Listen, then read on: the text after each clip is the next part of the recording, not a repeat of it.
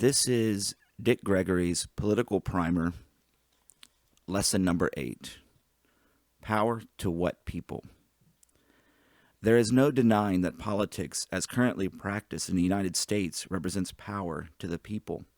The question is, what people? The high cost of conviction should make the answer quite obvious. Power to the people who have the money to buy the power. That is the name of the political game in America, and certainly elections themselves are a game. The political game in the United States is sort of a combination of Monopoly and chess. There are the wealthy brokers who advance the candidates on the game board, and there are also pawns, namely the voters. Consider for a moment the actual running of elections in the United States. First of all, as we have seen, they are expensive. Technological advancements in the mass media have ballooned the expense out of any reasonable proportion. So the first consideration of the realistic candidate is how to finance the campaign. Costs are so high that there are very few people able to supply the kind of money needed. They are the wealthy businessmen. The wealthy businessmen represent businesses which need governmental favors so that they can stay wealthy.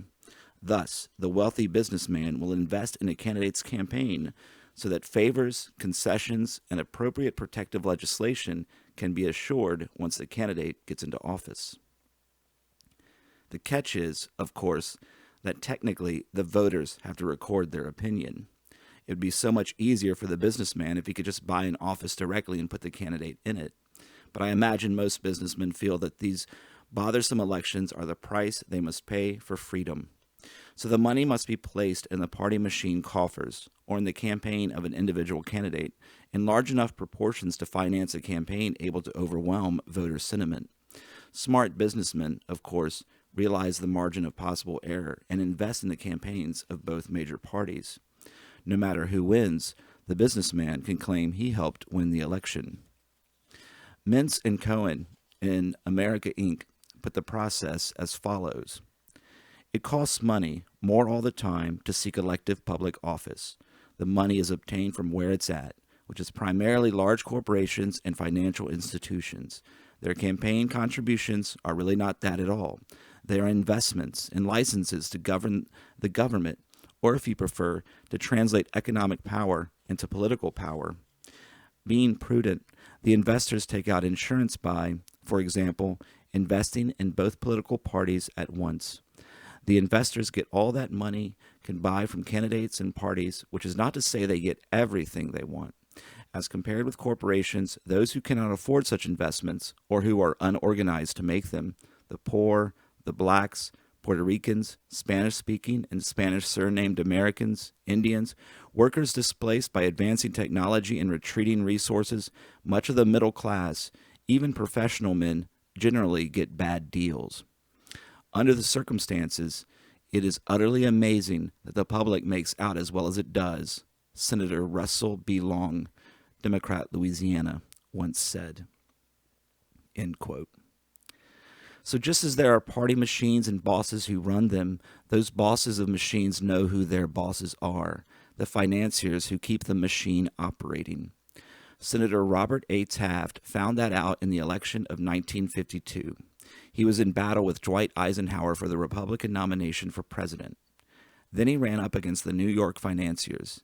He later said that New York financial interests and the businessmen subject to their influence had chosen Mr. Eisenhower as their candidate more than a year before the convention. Senator Russell Long is chairman of the Senate Finance Committee, and thus he is very familiar with the practices of those who invest in government, and he has some personal dealings which further familiarize him with the process. He receives a large income from his own oil and gas interests, and he has been a champion in protecting the oil industry from the burden of fair taxes and fair competition. In 1967, Senator Long spoke on the floor of the Senate concerning a proposal to permit the individual taxpayer to earmark $1 of his income tax to be used for a presidential campaign fund.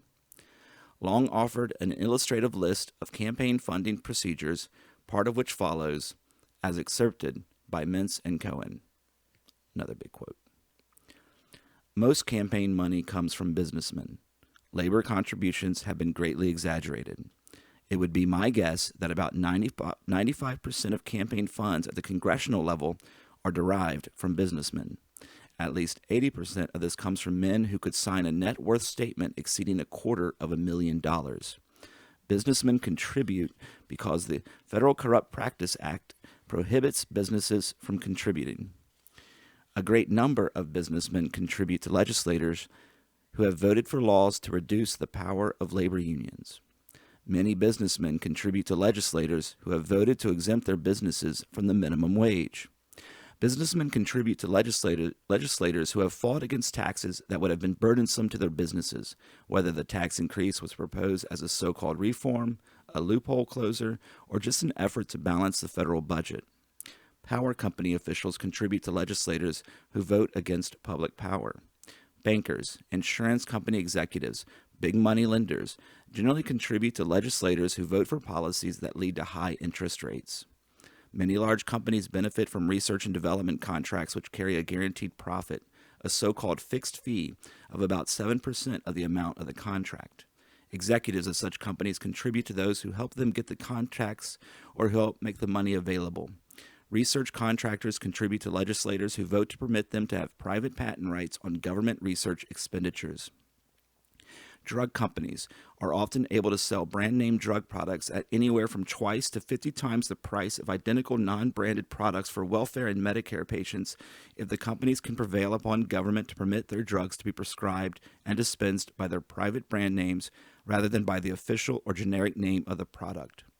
Executives of drug companies will contribute to legislators who vote to permit or bring about such a result. Many industries are regulated. This includes the railroads, the truckers, the airlines, power companies, the pipelines, to name but a few. Executives of regulated companies contribute to legislators who vote to go easy on the regulation and ask no more questions than are necessary about their rates. Companies facing threat of ruinous competition from foreign sources have executives who contribute to those who help protect them from competition by means of tariffs and quotas. Many industries are subsidized: the merchant marine, the shipbuilders, the sugar producers, the copper producers, and a host of others. Executives in such industries contribute to those who help keep them in business." End quote. Campaign spending and fund collecting have gotten so far out of hand that there is not even a pretense of enforcing the regulations on the books. Even if there was, parties and politicians have developed skills in avoiding such regulations. The Corrupt Practices Act places an upper limit of spending by any one committee at $3 million and a maximum contribution of $5,000 by an individual to a single committee. So the major parties set up scores and scores of committees, none of them spending $3 million, and all able to collect $5,000 from a single donor, so that a large donation can be split up. Power to the special people is aided by the fact that some 3/4 of the seats in the House of Representatives, for example, are held by re-elected incumbents, and the incumbents continue to win, piling up seniority and protecting the interests of their financiers. Campaign costs feed the process because the incumbent representative will naturally have a more direct access to the large special interest contributions. And after an incumbent senator or representative has been around Capitol Hill long enough, he can learn little tricks like getting members of the federal bureaucracy to help a re-election effort. Federal departments and agencies can grant or withhold federal contracts, appointments, and other little political favors. Writing in the September 1971 issue of Playboy magazine, New York Times White House correspondent Robert Semple calls this federal bureaucracy the hidden government. Not only hidden, but the real government when it comes to governmental functioning. The most noble legislative acts cannot make an impact on the national body unless the federal bureaucracy can be mobilized to effect implementation. Said Robert Semple. The quote. The real issue in government is not between the elected president and the top men he appoints. Cabinet secretaries and undersecretaries can be made to serve his purposes.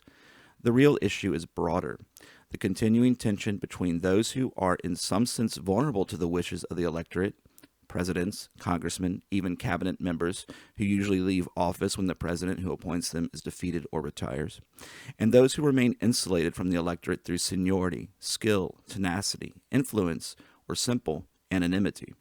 They make up the permanent bureaucracy. Government cannot work unless the men who carry the popular will to Washington every few years can make an impact on them. And so far, Our elected officials haven't been very successful, end quote. Sometimes a presidential candidate who has made some liberal-sounding proposals during the campaign will deal with the problem by appointing a conservative administrator to implement those proposals after he gets in office. Robert Semple cites the example of President Nixon's appointment of Maurice Stans as Secretary of Commerce. Under the leadership of Stans, the highly ballyhooed black capitalism program of Nixon's 1968 campaign has amounted to little. Once again, we see that the individual voter in the United States gets the shaft. Whomever the voter decides upon, the candidate is undoubtedly beholden to certain special financial interests. Already, the voter's concerns are relegated to at least secondary status. Then the electee who moves into an office in Washington, D.C. is at the mercy of the clogged wheels of the federal bureaucracy.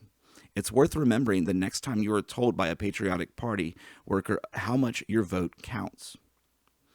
Along with the campaign financiers, who are most frequently known only to party leaders and sometimes aspiring candidates, there are other, more visible special interest groups bidding for legislatures and agencies' attention. They are the professional lobbies, sometimes highly organized, and bureaucracies in themselves. The word lobbying refers to the early practice of special interest representatives hanging out in the lobbies of legislative buildings trying to collar lawmakers as they made their way into the chambers to vote.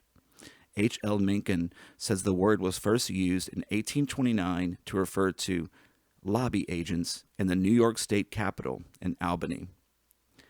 Considering America's cowboy mentality, it is not surprising that the big lobby which first caused congressional investigation in 1855 was that of Samuel Colt, inventor of the famous Colt 45 pistol. He had a lobbyist named Alexander Hay, who maintained headquarters in various hotels and freely dispensed food and liquor to congressmen. Hay also had the services of 3 ladies called spiritualists, who were skilled, so the report goes, at moving with the members. Colt was found to have paid a contingent fee of $10,000 to a congressman to get him a patent extension. James Buchanan wrote to Franklin Pierce in 1852 expressing alarm at the growth of lobbyists. The host of contractors, speculators, stock jobbers, and lobby members which haunt the halls of Congress, all desirous on any and every pretext to get their arms into the public treasury, are sufficient to alarm every friend of his country. Walt Whitman had no use for lobbyists. He lumped them in with kept editors as the lousy combings and born freedom sellers of the earth. The old-style lobby tactics have changed somewhat, but the purpose of influencing elected officials and federal bureaucrats is still the same.